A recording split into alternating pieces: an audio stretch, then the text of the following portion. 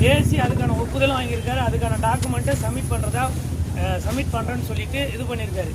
இப்போது இன்னைக்கு நடந்த விஷயம் ஒவ்வொன்றுமே வந்து நம்ம விஷயங்கள் எல்லாமே கலந்து ஆலோசனை பண்ணி படிச்சிருக்கிறோம் படிக்காதான் அப்படிலாம் பேசல. அவர் எல்லாருக்குமே கொடுக்கறதுக்கான எல்லா வேலையும் ரெடி பண்ணிட்டு அந்த இன்டர்னல் செலெக்ஷன் முடியாதுன்னு சொன்னாங்கல்ல, அதுவும் வாய்ப்பு.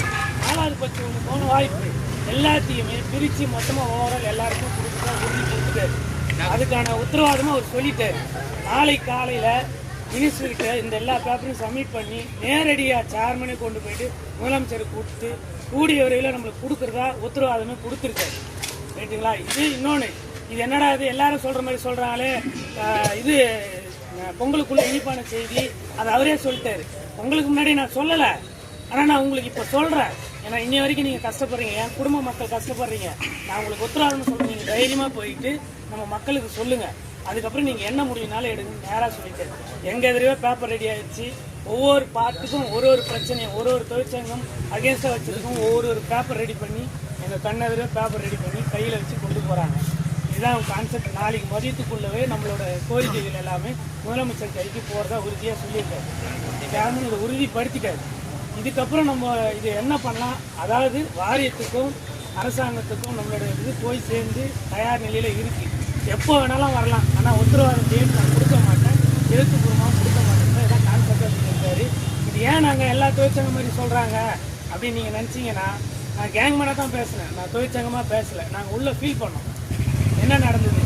நம்மளுக்கு ஒவ்வொரு பிரச்சனையும் நம்மளுக்கு அகேன்ஸ்டாக இருக்கிற ஒவ்வொன்றுத்துக்கும் பதில் கொடுக்குறாரு.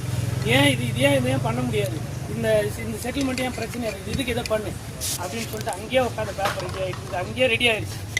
ஒன்றும் இல்லை, இன்டர்னல் செலெக்ஷன் ஏன் நின்றுது அப்படின்றப்ப 2022 அப்புறம் போடக்கூடாதுன்னு சொல்கிறாங்கல்ல, அது இல்லை. இவங்க வந்து அப்போயே வந்துட்டாங்களா 2021, அது அவங்களுக்கு வாய்ப்பு கொடு.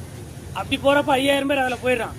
அப்போ 4000 பேர் நீங்கள் 4 வருஷம் கால்குலேஷனில் மாற்றி எனக்கு பேப்பர் ரெடி பண்ணி கொடுங்க, நான் நாளைக்கு போய்ட்டு சிஎம்கிட்ட கொடுத்துட்டு இவங்களுக்கு நல்ல ஒரு செய்தி நான் கொடுக்கணும், இது அரசாங்கத்துக்கு கொண்டு போய் சேர்த்து நான் உடனடியாக இவங்களுக்கு பண்ணி தரணும்னு சொல்லிட்டு நம்மளுக்கு அவருக்கு சேர்மனுக்கு அடுத்திருக்கிற எல்லாருக்குமே ஆர்டராக கொடுத்து பேப்பர் ரெடி பண்ணி அப்போயே ரெடி பண்ணாங்க, நோட் பண்ணி அப்போயே ரெடி பண்ணி நாளை காலைல 11 மணிக்குள்ளே பண்ணுறதா சொல்லிட்டாங்க.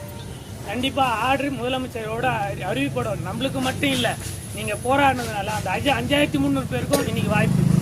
அவங்க என்னென்னா நம்மளை ஒரு மாதிரி நினைச்சிட்டாங்க, அவங்களுக்கு மட்டும் போராடுறாங்க. ஆனால் நம்மளால் இன்றைக்கி 5300 பேருக்கும் ரெடி ஆகிட்டு இருக்கு. கண்டிப்பாக உறுதியாக கிடைக்கும்னு சொல்லியிருக்காரு. நான் ஏதோ கொஞ்சம் நிறைய நான் பேசியிருக்கணும், நான் நிறைய பேசலை, நான் மறந்ததை 1-2 இவங்க பேசுவாங்க, கேட்டுக்குங்க. திரும்பவும் சொல்கிறேன், எல்லாருமே தொழிற்சங்கமாக போனாங்க, நாங்கள் தொழிற்சங்கமாக போய் பேசல, கேங்மேனாக